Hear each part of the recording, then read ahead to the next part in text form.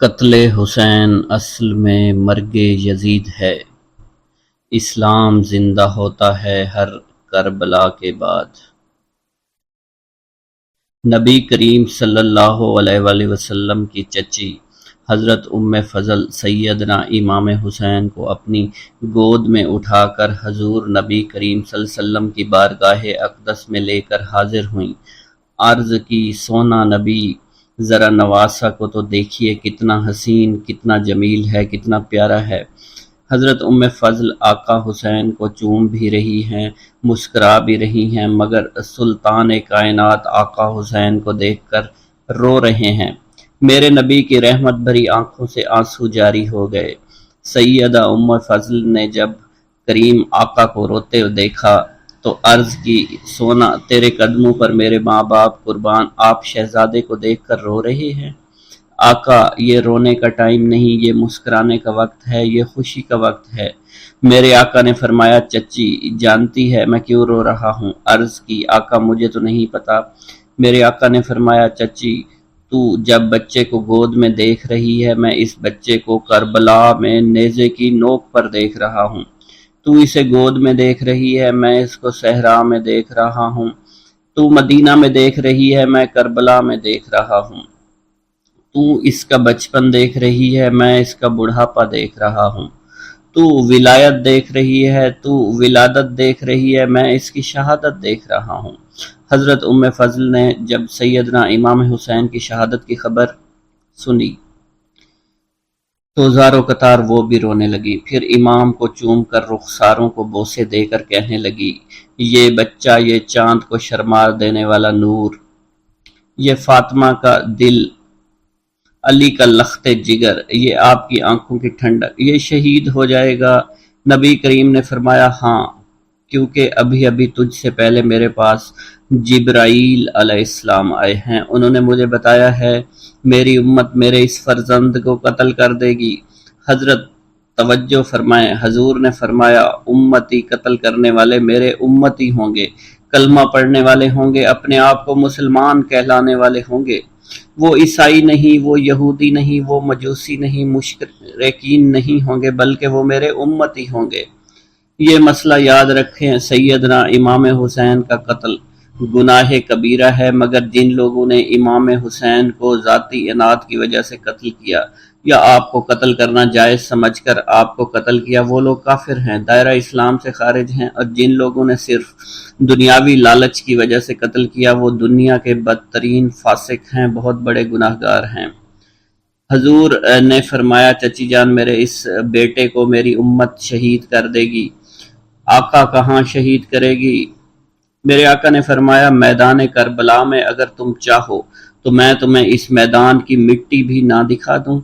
عرض کی، آقا ضرور کرم فرمائیے۔ میرے آقا نے اسی وقت اپنے ہاتھ مبارک کو کھول کر فرمایا، چچی لو، یہ دیکھ لو، یہ ہے وہ مٹی جس پر میرا نواسہ حسین بھوکا پیاسا شہید کر دیا جائے گا۔ عرض کی، آقا یہ مٹی یہاں کیسے آ گئی؟ میرے آقا نے فرمایا، یہ مٹی بھی حضرت جبرائیل علیہ السلام میرے پاس لے کر آئے ہیں، جس کا رنگ سرخ تھا۔ اس حدیث سے پتہ چلتا ہے کہ جب نبی کریم صلی اللہ علیہ وسلم کو اللہ تعالیٰ نے آقا حسین کی شہادت کی خبر دی تو میرے آقا کی رحمت بھری آنکھوں سے آنسو جاری ہو گئے۔ پتہ چلا آقا حسین کی شہادت سن کر رونا جائز ہے اور کریم آقا کی سنت ہے۔ ہاں، ماتم کرنا، بال بکھیرنا، سینہ چاک کرنا، واویلا کرنا یا بے صبری کی علامت ہے، یہ شرعاً جائز نہیں۔ اگر امام پاک کی شہادت کے واقعات سن کر یا پڑھ کر رونا آ جائے تو یہ رحمت کی دلیل ہے، یہ بخشش کی نشانی ہے۔ دیکھو، ابھی آقا حسین بچے ہیں، جوان نہیں، شہادت کا جام نہیں پیا، کربلا میں نہیں گئے، مدینہ نہیں چھوڑا، مکہ نہیں چھوڑا، بھوک پیاس برداشت نہیں کی، بھائی بھتیجے بیٹے شہید نہیں ہوئے، مگر نبیوں کا سلطان صرف شہادت کی خبر سن کر رو رہا ہے۔ آج ہم بھی کربلا کے مسافروں کو یاد کر کے روتے ہیں، اکبر کی جوانی کو یاد کر کے روتے ہیں، عباس کے بازوؤں کو یاد کر کے روتے ہیں، قاسم کی شہادت کو یاد کر کے روتے ہیں، معصوم اصغر پر تیر چلنے کو یاد کر کے روتے ہیں، آقا حسین کا نیزے پر چڑھنا یاد کر کے روتے ہیں۔ سیدہ سکینہ کی بے بسی کو یاد کر کے روتے ہیں، سیدہ زینب کی تکالیف کو یاد کر کے روتے ہیں، سید سجاد کی گرفتاری کو یاد کر کے روتے ہیں۔ کیوں روتے ہیں؟ اس لیے کہ آج سے 14 صدیاں پہلے میرا نبی رویا تھا، آمنہ کا لال رویا تھا، سدرا کا راہی رویا تھا، اللہ تعالیٰ کا مقدس ماہی رویا تھا۔ حضور نبی کریم صلی اللہ علیہ وسلم نے جب امام حسین کی شہادت کی خبر سنی تو میرے آقا روئے ضرور ہیں، پر میرے نبی نے یہ نہیں کہا اے خالق کائنات میرے بچے کو ان مصیبتوں سے بچا لے، اس کو کربلا کی تکلیفوں سے بچا لے۔ کیوں دعا نہیں مانگی؟ کیا حضور کو اپنے نواسے سے پیار نہیں تھا؟ بڑا پیار تھا، بہت زیادہ پیار تھا، اتنا پیار تھا کہ قیامت تک اتنا کوئی نانا اپنے نواسے سے پیار نہیں کر سکتا۔ پھر کیا وجہ تھی حضور نے دعا کیوں نہیں فرمائی؟ حضور صلی اللہ علیہ وسلم اللہ تعالیٰ سے دعا کرتے تو اللہ تعالیٰ قبول فرماتے۔ حضرات ایسی کوئی بات نہیں، مجھے قسم ہے میرے پیارے رب العالمین کی عزت و عظمت کی، اگر میرا نبی ہاتھ اٹھا لیتے تو اللہ تعالیٰ یار کے اٹھے ہوئے ہاتھوں کی ضرور لاج رکھ لیتے۔ وہ رب عز و جل جس نے معراج کی شب یار کی مرضی پر 50 نمازوں کو 5 میں بدل دیا تھا، وہ رب عز و جل جو یار کی رضا کے بارے میں فرماتا ہے اے میرے حبیب ان قریب اللہ تعالیٰ آپ کو اتنا عطا فرمائے گا کہ آپ اپنے سونے رب عز و جل سے راضی ہو جائیں گے۔ توجہ فرمائیں، رب عز و جل بارگاہ اور اس کی رضا کیا ہے، وہ یار کی دعا قبول نہیں کر سکتا تھا، پر میرے نبی نے حسین رضی اللہ تعالیٰ عنہ کے بچنے کے لیے دعا مانگی نہیں۔ کیوں دعا نہیں مانگی؟ اس لیے نہیں مانگی کہ حسین پاک نے میدان کربلا میں شہید ہونا تھا، اللہ تعالیٰ نے حسین پاک کو شہید کا درجہ عطا فرمانا تھا۔ اب دیکھنا یہ ہے کہ شہادت ہے کیا چیز۔ اللہ تعالیٰ قرآن مجید کے پارہ 5 میں فرماتے ہیں جن پر اللہ تعالیٰ نے انعام فرمایا ہے وہ یہ لوگ ہیں، وہ نبیوں کی جماعت سے ہیں، وہ صدیقوں کی جماعت سے ہیں، وہ نیک لوگوں کی جماعت سے ہیں۔ اللہ تعالیٰ فرماتے ہیں جن کو ان کی سنگت مل جائے ان کو کتنی اچھی سنگت مل گئی ہے۔ حضرات قرآن مجید کی اس آیت کریمہ سے ثابت ہوا کہ شہادت اللہ تعالیٰ کا بہت بڑا انعام ہے۔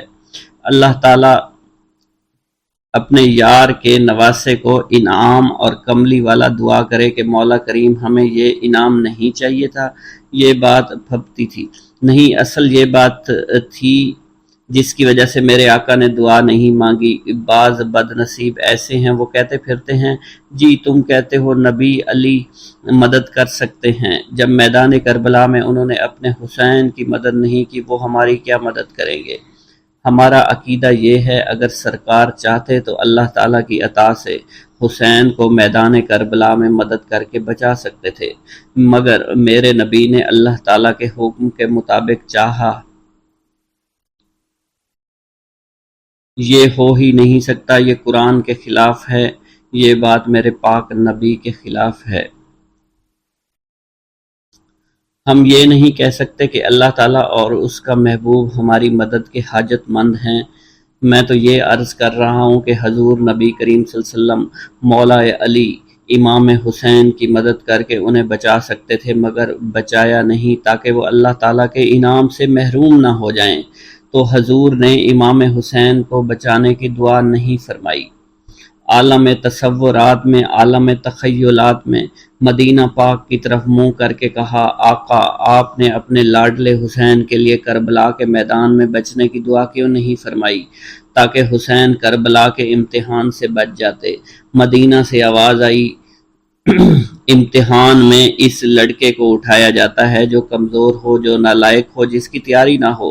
میں نے تو حسین رضی اللہ تعالیٰ عنہ کی تیاری پوری کرائی ہے، کبھی کاندھے پر بٹھا کے تیاری کرائی ہے، کبھی زبان چسپاں کر کے تیاری کرائی ہے، فاطمہ نے دودھ پلا کے قرآن کی لوریاں سنا کے تیاری کرائی ہے، علی نے گودی میں بٹھا کے تیاری کرائی ہے۔ پھر میں نے اللہ تعالیٰ کی بارگاہ میں عرض کی یا اللہ عز و جل ہم نے تیاری کرا دی ہے، امتحان تو لے لے، اگر میرا حسین امتحان میں پورے نمبر نہ لے تو حسین مت کہنا۔ جب سیدنا امام حسین رضی اللہ تعالیٰ عنہ دنیا میں تشریف لائے تو ولادت حسین کے چند دن بعد میرے آقا آستانہ فاطمہ پر تشریف لائے تو میرے آقا نے فرمایا، علی، جی میرے آقا، جو بچہ اللہ تعالیٰ نے آپ کو عطا فرمایا ہے اس کا کیا نام رکھا ہے؟ مولا علی رضی اللہ تعالیٰ عنہ نے بڑے ادب کے ساتھ ہاتھ باندھ کر فرمایا، نبی کے ہوتے ہوئے علی کی کیا مجال ہے کہ بچے کا نام رکھے؟ ویسے میرا خیال تو یہ ہے کہ اس کا نام حرب رکھا جائے۔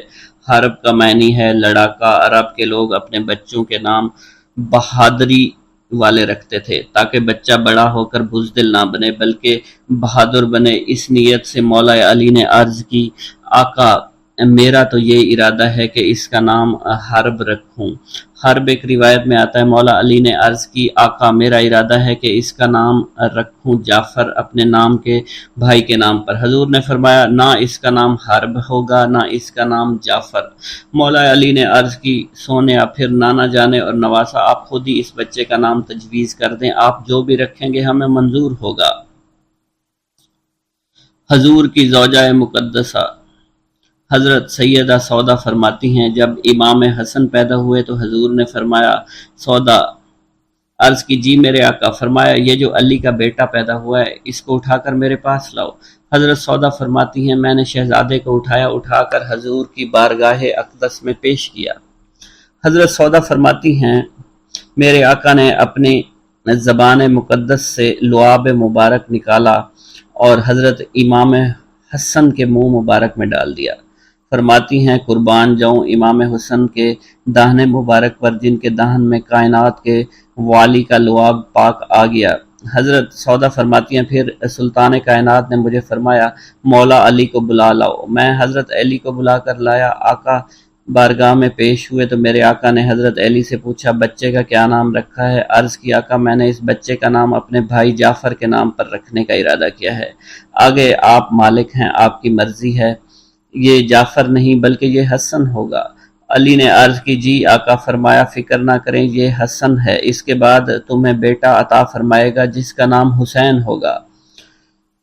آج کے بعد تم ابو الحسن اور ابو الحسین ہو، یعنی حسن و حسین کے باپ ہو۔ صدقے جاؤں رسول کریم صلی اللہ علیہ وسلم کے علم غیب شریف پر ابھی صرف امام حسن پیدا ہوئے تھے، پر میرا نبی فرما رہے تھے یہ حسن ہے، اللہ تعالیٰ اس کے بعد حسین عطا فرمائے گا۔ عرض کی، جی۔ فرمایا، اس بچے کا نام کیا رکھا ہے؟ عرض کی، آقا، میں نے تو اس کا نام حرب رکھنے کا پروگرام بنایا ہے۔ میرے آقا نے فرمایا، آقا پھر آپ ہی رکھ دیں، ہمیں منظور ہے۔ میرے آقا نے فرمایا، علی اس کا نام میں نہیں رکھوں گا بلکہ جس رب اللہ عز و جل نے عطا فرمایا ہے وہ خود ہی اس کا نام رکھے گا۔ سبحان اللہ، قربان جاؤں علی کے بچوں پر جن کے نام خود خالق کائنات نے تجویز فرمائے ہیں۔ میرے آقا نے فرمایا، علی، میں اس بچے کا نام اللہ تعالیٰ کے نام رکھنے سے پہلے نہیں رکھ سکتا۔ جس خالق کائنات نے عطا فرمایا ہے وہ میرا رب العالمین خود نام رکھے گا۔ میرے آقا نے چہرہ والضحیٰ آسمانوں کی طرف کر کے عرض کی، اے خالق کائنات، اس بچے کا نام کیا رکھوں؟ خالق کائنات نے فرمایا، جبرائیل۔ عرض کی، جی رب العالمین۔ زمین کی طرف جاتے ہوئے میرے یار کی بارگاہ میں پہلے پہنچ جا اور سلام عرض کر اور سلام کے بعد نام بھی بتا دینا۔ سبحان اللہ۔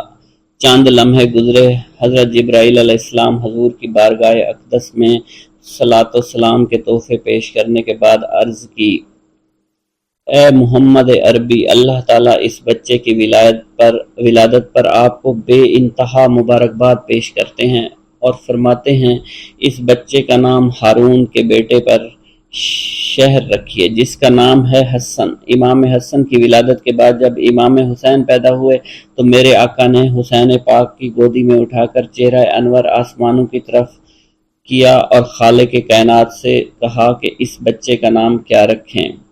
پھر حضرت جبرائیل علیہ السلام تشریف لائے اور کہا کہ اللہ تعالیٰ نے اس بچے کا نام حسین رکھا ہے۔ قربان جاؤں علی کے بچوں پر جن کے پیدا ہونے پر اللہ تعالیٰ مبارکیں بھی دیتا ہے اور بچوں کے نام بھی خود ہی رکھتے ہیں۔ حضرات اللہ تعالیٰ ہر شادی شدہ انسان کو بچے دیتا ہے اور دیتا رہے گا۔ جب اللہ تعالیٰ کسی انسان کو اولاد کی نعمت سے نوازتا ہے تو پوری برادری خوش ہوتی ہے، پوری برادری مبارکباد دینے آتی ہے، مگر جب علی کے لال پیدا ہوتے ہیں تو عرش و فرش کا مالک خود مبارکباد دیتا ہے۔ جب ہمارے ہاں بچے پیدا ہوتے ہیں تو نام گھر والے رکھتے ہیں، نام دادا رکھتا ہے، بچے کا نام دادی رکھتی ہے، نانا نانی رکھتے ہیں، خالہ خالو رکھتے ہیں، بہن بھائی رکھتے ہیں، یا پھر والدین خود رکھتے ہیں۔ مگر قربان جاؤں حسنین کریمین کی عظمت پر، جب یہ دنیا میں تشریف لاتے ہیں تو نام خود خالق کائنات تجویز فرماتے ہیں۔ امام حسین رضی اللہ تعالیٰ عنہ کی ولادت کے 7 دن بعد میرے آقا سیدنا مولانا محمد رسول اللہ صلی اللہ علیہ وآلہ وسلم سیدہ طیبہ طاہرہ حضرت فاطمہ الزہرا کے گھر اپنے نواسوں اور سیدہ فاطمہ کو ملنے کے لیے تشریف لائے۔ میرے آقا نے کیا دیکھا، آقا حسین پنگھوڑے میں آرام فرما ہیں۔ حضور صلی اللہ علیہ وسلم نے امام حسین رضی اللہ تعالیٰ عنہ کے اٹھا کر اپنے سینے سے لگا لیا اور نواسہ کا چہرہ دیکھنا شروع کر دیا۔ ادھر والی کائنات دیکھ رہے تھے، ادھر علی کا لال آنکھیں کھول کر چہرہ الضحیٰ دیکھ رہا تھا۔ نبی حسین کو دیکھ رہے ہیں، حسین نبی کو دیکھ رہا ہے، نانا نواسے کو دیکھ رہا ہے، نواسہ نانے کو دیکھ رہا ہے، وہ بھی شان والا یہ بھی شان والا، وہ بھی مقام والا یہ بھی مقام والا، وہ بھی عظمت والا یہ بھی عظمت والا، وہ امام الانبیاء یہ امام الشہداء، وہ سید الانبیاء یہ سید الشہداء۔ اس کا نبیوں میں ثانی کوئی نہیں، اس کا شہیدوں میں ثانی کوئی نہیں، وہ نبی ہو کر بے مثل یہ آل نبی ہو کر بے مثل۔ اس نے دانت شہید کرا کے اسلام بچایا، اس نے اکبر